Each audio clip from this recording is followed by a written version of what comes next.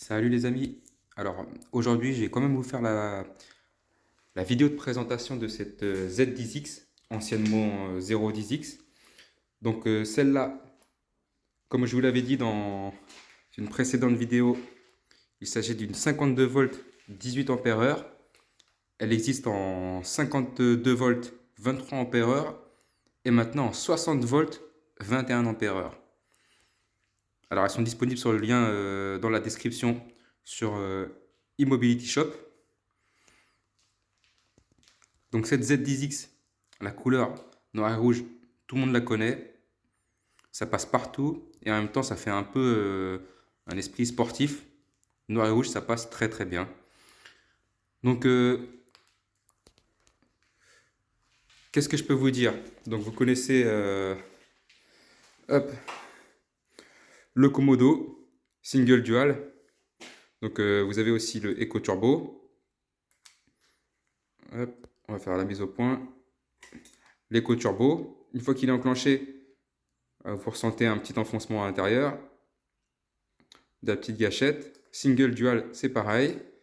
Bon, le petit klaxon.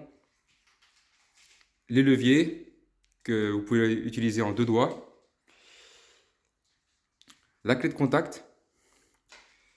Ici, le voltage. Et bien sûr, le voltage, vous l'avez aussi dans le display. Donc le display, qu'est-ce que je peux vous dire? Franchement, il est assez simple, hein. Le mode 1, 2, 3, que vous connaissez tous. Ici, le trip journalier. Là, le voltage. Et le kilométrage total. Donc, pour éteindre et allumer les lumières, vous restez appuyé sur le bouton mode et vous avez un petit voyant. Donc, concernant les lumières, hop,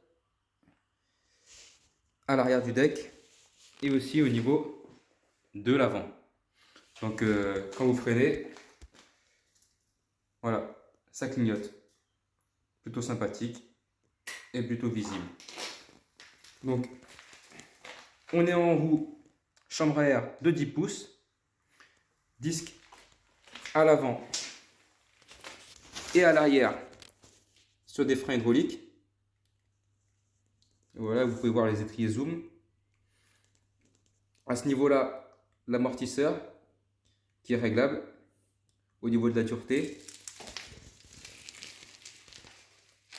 Et là, l'étrier arrière avec son disque et l'amortisseur arrière. Pareil, réglable pour la dureté. Ce qui est pas mal, c'est ça. Ces petits protège-câbles, vu que ça touche le bras oscillant. Le fait qu'il y ait cette protection, c'est pas mal. Ça évite que le câble soit en direct et frotte et s'use prématurément.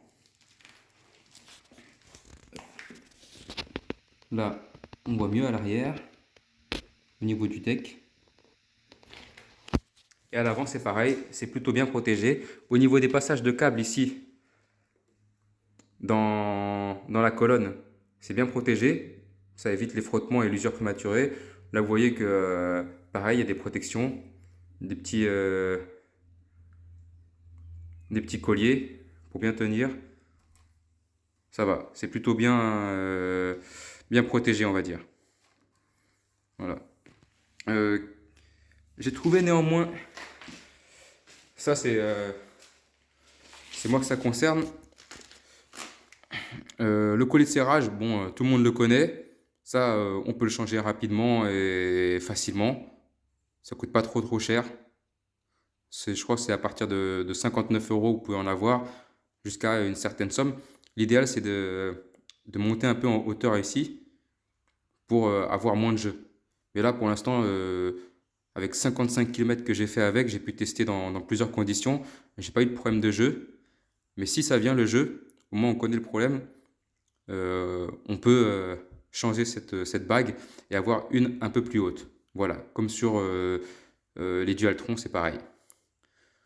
Je fais une petite parenthèse sur la V7. Le système, il est génial, le système de pliage. C'est pas un collier, mais par contre, le jour où il va y avoir du jeu, vu qu'il n'y a pas assez de retour pour l'instant, on ne sait pas ce que ça va donner. Peut-être que ça va coûter plus cher à changer et ça sera plus difficile, puisque c'est un système plus complexe. Là, au moins, pour l'instant, vu que c'est connu ce système-là, s'il y a un problème, bah, on augmente la hauteur et puis ça réglera pas mal les choses dans un premier temps. Voilà. Alors, ce qui est bien aussi, c'est que chez Zero, les pièces détachées sont facilement disponibles et ils sont pas trop chers. Par exemple, si vous avez le garde-boue à l'arrière qui se casse, c'est facilement changeable et en plus facilement trouvable à un prix pas excessif. Ça dépasse même pas les 30 euros, hein. Donc ça, c'est plutôt pas mal. Pareil pour tout ce qui est béquilles et tout ce qui est accessoires autres, comme même les poignées. Les poignées, vous en avez pour une vingtaine d'euros. C'est pas cher du tout. Voilà, poignées ergonomiques qui sont plutôt classiques et pas mal. On connaît. Donc voilà, c'est une présentation assez simple, assez qui regroupe franchement les choses les plus basiques parce qu'elle est connue cette trottinette et elle marche très bien. Dans le sens, elle marche très bien pour les ventes et elle marche très bien auprès des consommateurs en termes de fiabilité. Voilà. Hop. Donc là, j'ai pas le problème que j'ai avec la V7. La V7, j'ai le problème d'un câblage ici qui frotte avec à ce niveau-là. Ici, je l'ai pas. Pourtant, j'ai fait plus de kilomètres qu'avec la V7. J'ai pas ce problème. D'autres personnes n'ont pas ce problème non plus avec la V7, mais moi je l'ai. C'est bien dommage, elle est neuve. Et là, j'ai pu faire une cinquantaine de kilomètres et je n'ai pas de problème. J'ai rien rencontré de particulier. Les pneus qui sont pour moi, allez, je considère ça comme du semi-off-road. C'est plutôt, ça tient bien la route. Voilà, la trottinette s'est éteinte. Ça tient bien la route, que ce soit sur terre ou sur bitume. Les pare-boues, enfin les garde-boue font plutôt bien le travail. Après, pareil, hein, vous pouvez acheter comme style moto un lèche-roue qui vient à l'arrière, qui remplace toute cette partie-là et protège juste cette partie-là. C'est pareil, ça se trouve facilement et pas cher. Voilà. On va rallumer la petite lumière quand même. Hop. Voilà. Donc concernant le display, hein, j'avais fait une vidéo pour la V7 concernant le réglage du display. Pour celui-là, c'est plutôt simple, hein. Il y en a déjà pas mal qui ont été faites. Je ne vais pas faire une vidéo sur ça. Là, les deux ports de charge qui sont situés sur le côté. Assez pratique et assez simple pour l'accessibilité. Et au moins, vous risquez pas de marcher dessus. Sur la V7, elles sont passées à ce niveau-là. Et moi, ça me pose pas de problème parce que je suis petit. Mais les personnes plus grandes, ils ont tendance à mettre le pied sur les ports de charge. Là, ils sont plutôt bien situés. Voilà. Juste un tout petit point négatif aussi, mais c'est pas trop grave, hein, parce que ça coûte pas très cher, mais c'est les finitions au niveau des garde-boue. C'est juste au niveau des garde-boue, c'est à ce niveau-là, là et là, ça ressort, c'est plutôt on va dire grossier. Là, je sais pas si vous le voyez, mais c'est plutôt grossier. Mais ça, pour le prix que ça coûte, franchement, c'est pas trop grave, vraiment. Voilà. Alors pour rentrer dans le display, je vous montre juste quand même comment on fait. Il me semble que c'est comme ça, hop, les deux en même temps. Voilà. Et après, voilà, vous avez les différents modes. Là, c'est la luminosité. 1 le plus bas, le 2 médium et le 3 le plus fort. Après, pour naviguer, voilà. Et ça va jusqu'à 20, il me semble. Voilà. Ouais, c'est ça.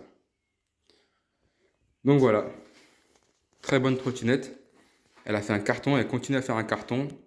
Et moi, j'apprécie. C'est une trottinette qui n'est pas pour la 52 volts, parce que je ne connais pas la 60 volts, qui n'est pas nerveuse, mais elle est très souple, que ce soit en conduite au niveau de l'amortissement ou bien au niveau de la gâchette et de l'accélération. C'est très souple, mais ça monte assez vite. C'est pas brutal, voilà. J'espère que la vidéo vous a plu et je vous dis à bientôt. Allez, ciao!